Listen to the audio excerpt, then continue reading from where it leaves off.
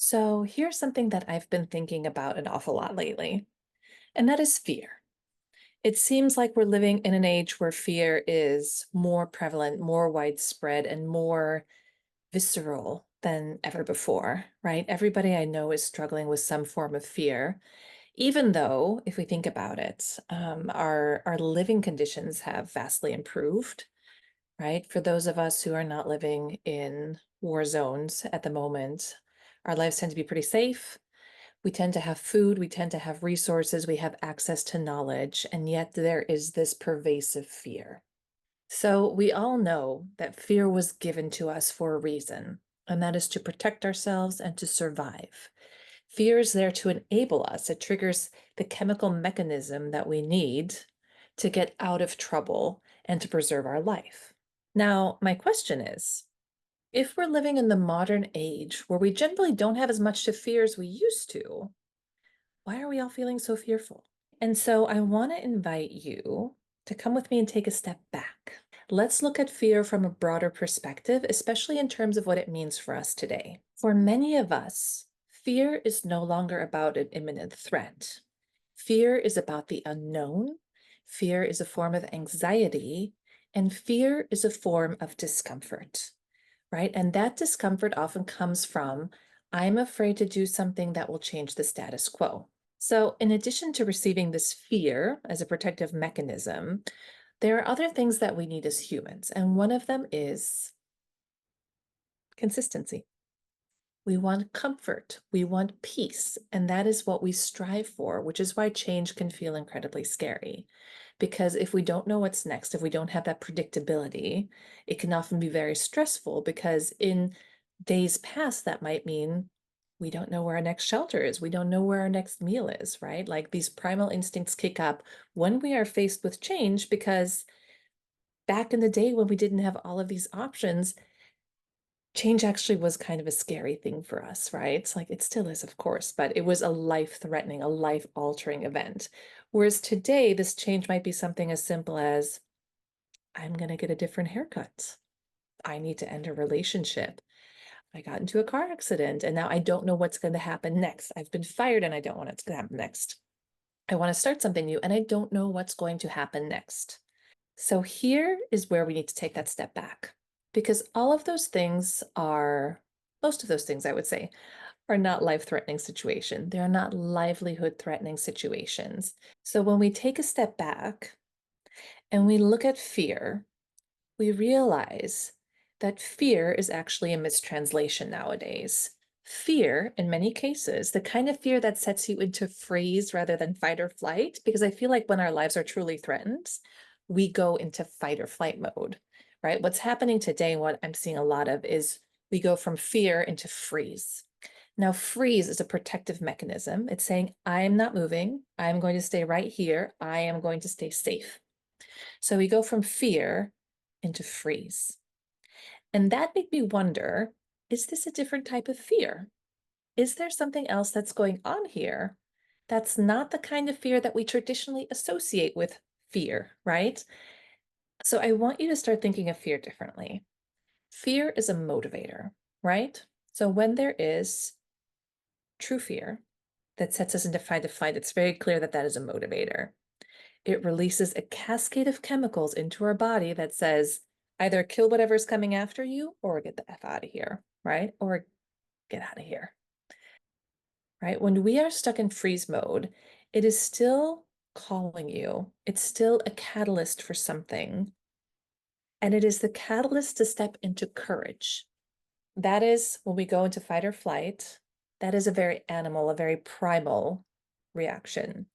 When we are stuck in freeze, there are different parts of the brain involved, right? And this is where we are being called to step into courage because fear is nothing but, here's the translated message.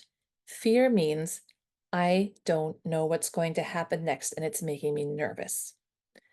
And therefore, the only way to get past that fear is to step into courage and actually go see what's hiding behind that wall. Now, the thing that people often get wrong is they feel like they have to go all in. You do not have to go all in. You have to go and you have to peek behind the bush or peek behind the wall and see what exactly it is that's making you so scared, and also realize that there are things on the other side of that wall that can actually be quite liberating. So let's take another step back, right? We talked about this pervasive energy of fear that surrounds all of us.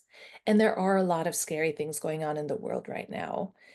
However, I think that if you're sitting here watching this video, you're probably doing it in the comfort of a home. You probably have an internet connection. You probably have food. You probably have a pretty good life. So there might not be an imminent fear, right? So where is this pervasive energy of fear coming from? Now, different people have different answers, right? And I'm open to all the interpretations that you have of that. It could be ancestral lineage things. It could be epigenetics, right? You might have been born into a fearful home and your body is primed to be more afraid of things. It might just be that society as a whole is kind of stressing you out. And so, what I wanted to do is encourage you to take a step back because here's what I think is happening, right? We live in a society of pervasive fear. We live in a society where we understand that at this point in the human story, we could probably be doing better by a lot of people. And what I feel that this is a collective call to courage. A collective call to courage wherein we say, okay, enough is enough. I think that as a species, as a global civilization, we could be doing better. I want to create change in this world, but change is scary. And that is where we have to come back to courage as the catalyst for change. Courage is the catalyst for change. And so when we step into courage, that is the moment that we move out of fear. People assume that acting courageously means that you are not afraid, when in fact, acting courageously simply means that you are acting despite being afraid. So when you think about fear, here's the formula that I want you to remember. Fear is a catalyst for courage, right? When we are in a visceral body fear, our hormones kind of take over that job, right? We go into fight or flight, we run away, or we act out. But this applies to general anxiety too, and fear of the what if, and fear of the unknown, right? There might be nothing to be afraid of in your life, but you still feel fearful because humans are not wired to enjoy change. Humans are wired to look for patterns. We are wired to simplify things in order to make our neurological space a little bit more easy flowing. We are wired to exist in this space of simplicity and safety and security. And so when you go into fear and anxiety and you go into that freeze mode, you need to remember that courage is the catalyst for change. Now, if you're feeling anxious about the world, you know where that courage needs to go. If you're feeling anxious about your life, about a job change, about a relationship change, take small incremental steps of courage, and those will lead you to bravery. You don't have to jump in all at once. You just have to slowly start moving forward. So here is the really great thing about fear, right? When we experience fear, our body literally releases a cascade of chemical ingredients designed to save your butt. Isn't that fantastic? It doesn't feel good in the moment, but when your body senses mortal danger, it is going to make sure that you become incredibly powerful. One of the reasons we really need to address this general sense of fear and doom and anxiety is because it takes up so much space in our lives, right? As human beings in this embodiment where we are flesh and blood, we are dependent on energy, right? That energy can take many forms. It can be in the form of calories and resting metabolic rates. It can also just be in terms of spoons, right? If you know this expression, I don't have any more spoons. Everybody has a set number of spoons, activities that they can care about or do that day.